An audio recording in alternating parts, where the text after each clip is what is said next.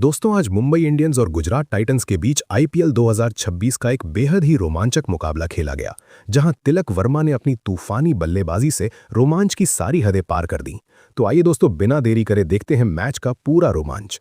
दोस्तों इस मुकाबले में गुजरात के कप्तान शुभमन गिल ने टॉस जीतकर पहले गेंदबाजी करने का फैसला किया, जिसके बाद मुंबई की ओर से क्विंटन डी कॉक और डेब्यू कर रहे दानिश मलेवार युवा मैदान पर उतरे। लेकिन गुजरात के पास दक्षिण अफ्रीका का सबसे बड़ा और घातक हथियार था, कगिसो रबाडा। और जैसे ही मुंबई इंडियंस की पारी का दूसरा ओवर शुरू हुआ, रफ्तार के उस खौफनाक सौदागर कगिसो रबाडा ने नई गेंद अपने हाथों में थामी। रबाडा का इरादा पहले ही पल से साफ था, विपक्षी खेमे में खौफ पैदा करना। उन्होंने अपनी दूसरी ही गेंद पर क्विंटन डी कॉक को हाथ खोलने का एक ललचाता हुआ मौका दिया, जिस पर डी कॉक ने एक बेहद ही शानदार और कड़क चौका जड़ दिया। लेकिन दोस्तों ये तो रबाडा के बिछाए उस खौफनाक जाल की बस शुरुआत थी। अगली ही गेंद पर रबाडा ने अपनी आग उगलती रफ्तार में इजाफा किया और 149.7 किलोमीटर प्रति घंटा की रफ्तार से एक बेहद ही घातक शरीर को चीरती हुई छोटी गेंद डाली।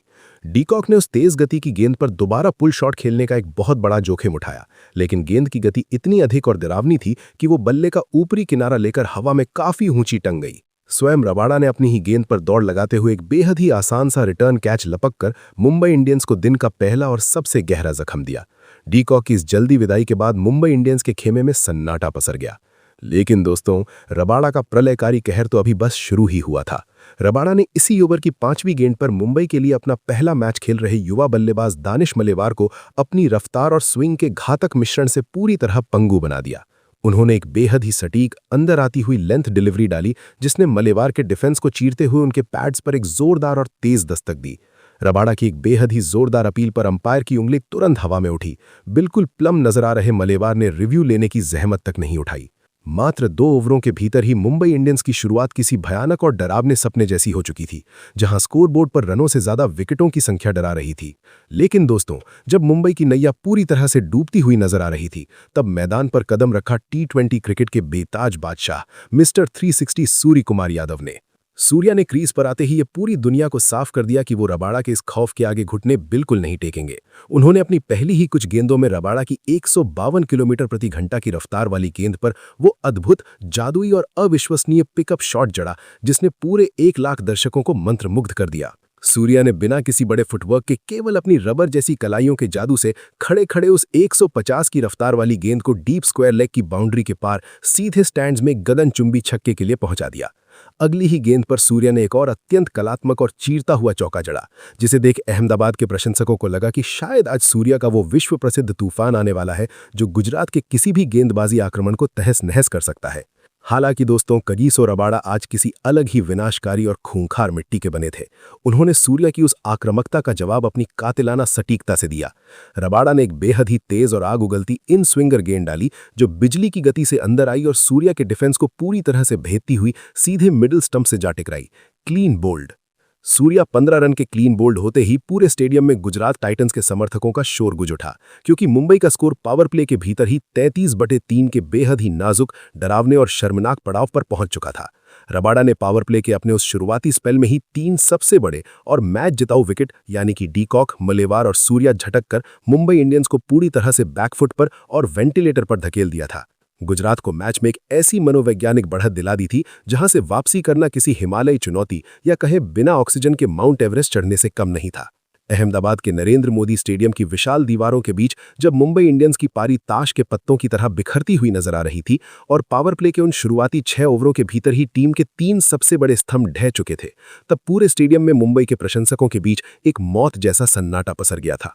लेकिन दोस्तों मुसीबत की सबसे काली, खौफनाक और कठिन घड़ी में युवा, निडर और बेखौफ बल्लेबाज नमन धीर ने अपनी टीम के लिए अकेले एक योद्धा की तरह मोर्चा संभाला। नमन ने मैदान पर कदम रखते ही कोई रक्षात्मक रवैया अपनाने के बजाय गुजरात के विश्व स्तरीय गेंदबाजों पर एक प्रचंड और बेखौफ जवाबी हमला शुरू किया। उन्होंने भारत के नंबर 1 तेज गेंदबाज मोहम्मद सिराज की स्विंग और युवा अशोक शर्मा की आग उगलती रफ्तार के खिलाफ बिना डरे अपने हाथ खोले और मैदान के चारों ओर शानदार बाउंड्री बटोरनी शुरू कर दी। नमन के उस बुलंद आत्मविश्वास का अंदाजा आप इसी बात से लगा सकते हैं कि उन्होंने अशोक शर्मा की एक 147 किलोमीटर प्रति घंटा की तूफानी रफ्तार वाली गेंद पर, जो किसी गोली की तरह उनके शरीर की ओर आ रही थी, उस पर एक बेहतरीन, कलात्मक और बिजली जैसा तेज लेट कट खेला। गेंद पलक झपकते ही बाउंड्री के बाहर 4 रनों के लिए चली गई और इसी के साथ मुंबई इंडियंस के 50 रन भी पूरे हो गए, जिससे डगआउट में बैठे रोहित शर्मा और प्रशंसकों की जान में जान आई। यहां से नमन धीर और दूसरे छोर पर खूंटा गाड़कर डटे युवा सनसनी तिलक वर्मा के बीच एक अत्यंत महत्वपूर्ण, जीवनदायी और मैच बचाने वाली साझेदारी पनपनी शुरू हुई। नमन ने स्पिनर वॉशिंगटन सुंदर की फिरकी पर अपनी शारीरिक शक्ति का लोहा बनवाया और आगे बढ़कर एक गगनचुंबी छक्का सीधे स्टैंड्स की दूसरी मंजिल पर दे मारा। अगली ही गेंद पर उन्होंने एक और कड़क चौका जड़कर मुंबई की उस गिरती हुई रन रेट को सहारा दिया, जो प्रति ओवर 6 के भी नीचे जा चुकी थी। इन दोनों युवा कंधों यानी कि तिलक और नमन ने अपनी गजब की सूझबूझ और रनिंग बिटवीन द विकेट्स के जरिए चौथे विकेट के लिए 50 रनों की एक बेहद ही बेशकीमती और संकट मोचक साझेदारी पूरी कर ली।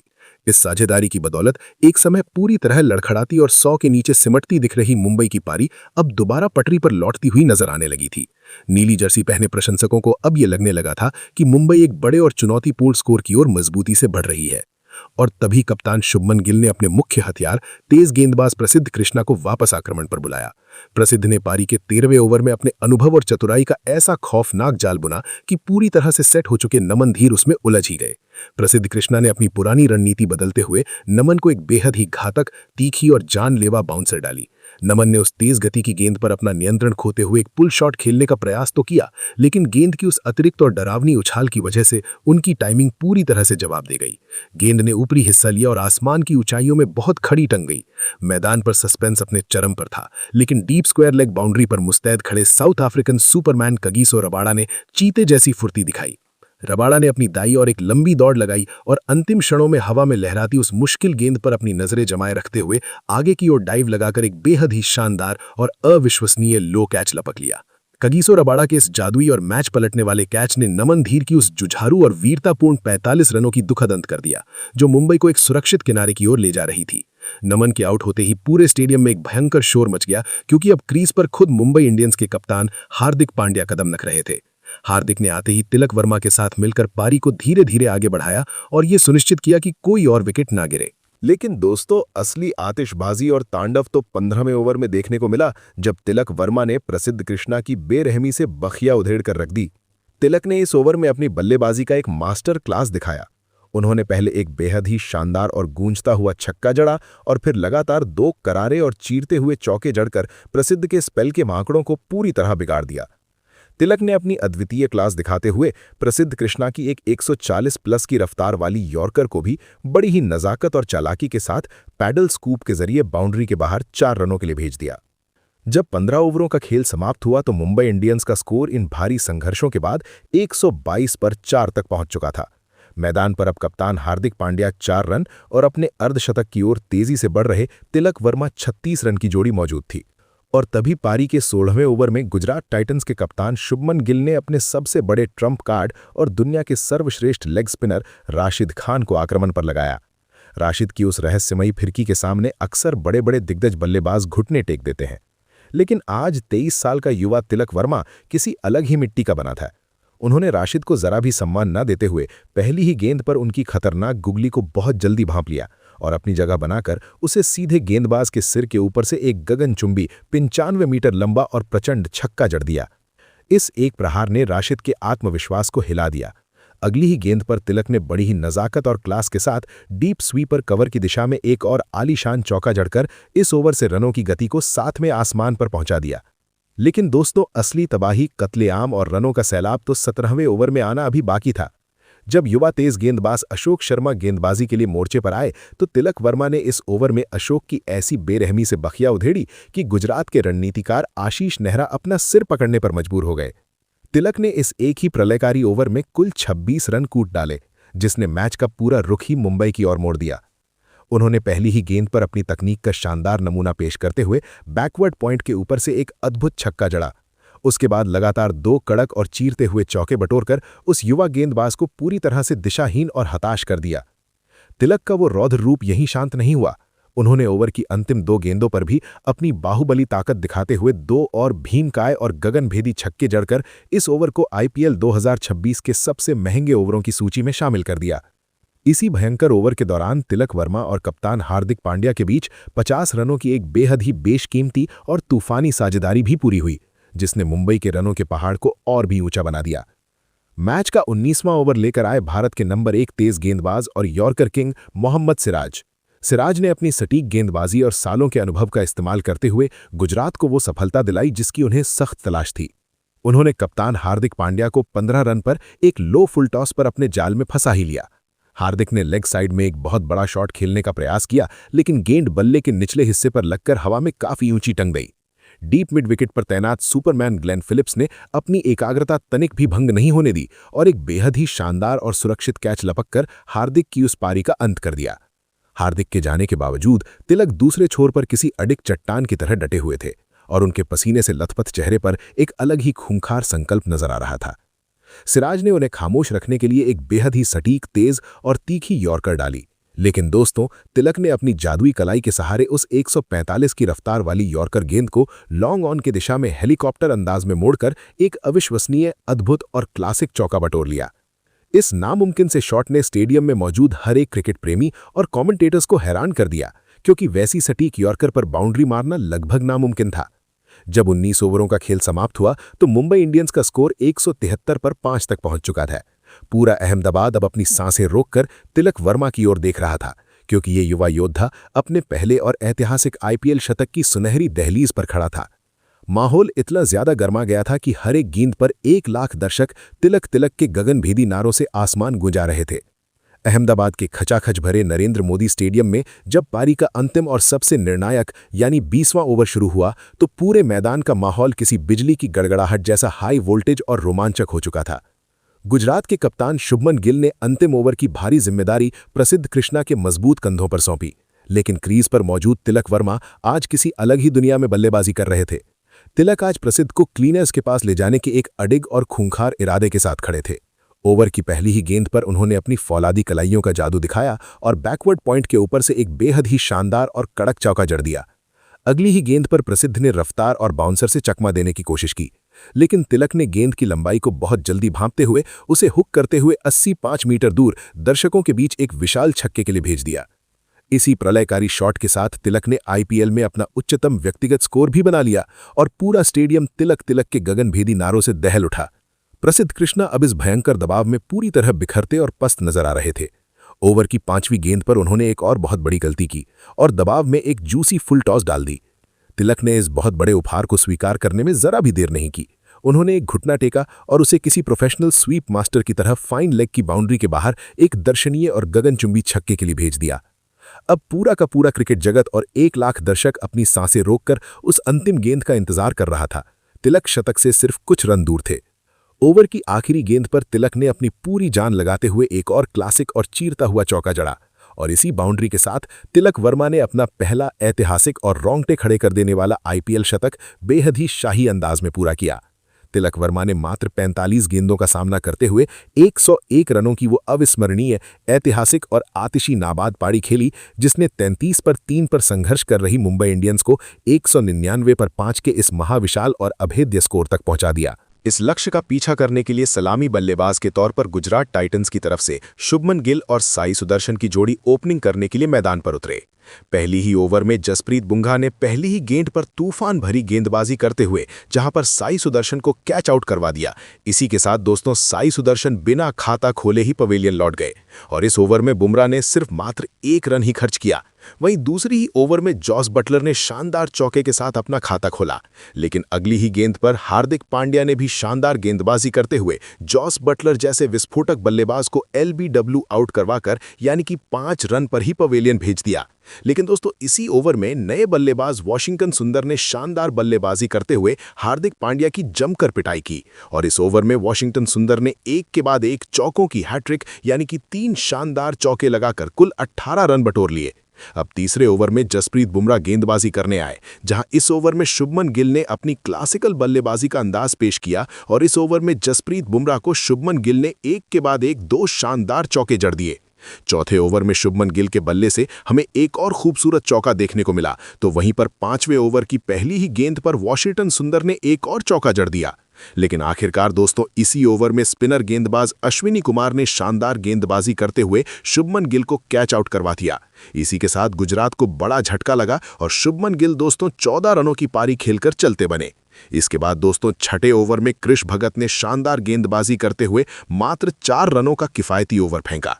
6 ओवर के पावर प्ले में गुजरात का बहुत ही खराब प्रदर्शन रहा, 3 विकेट के नुकसान पर 45 रन।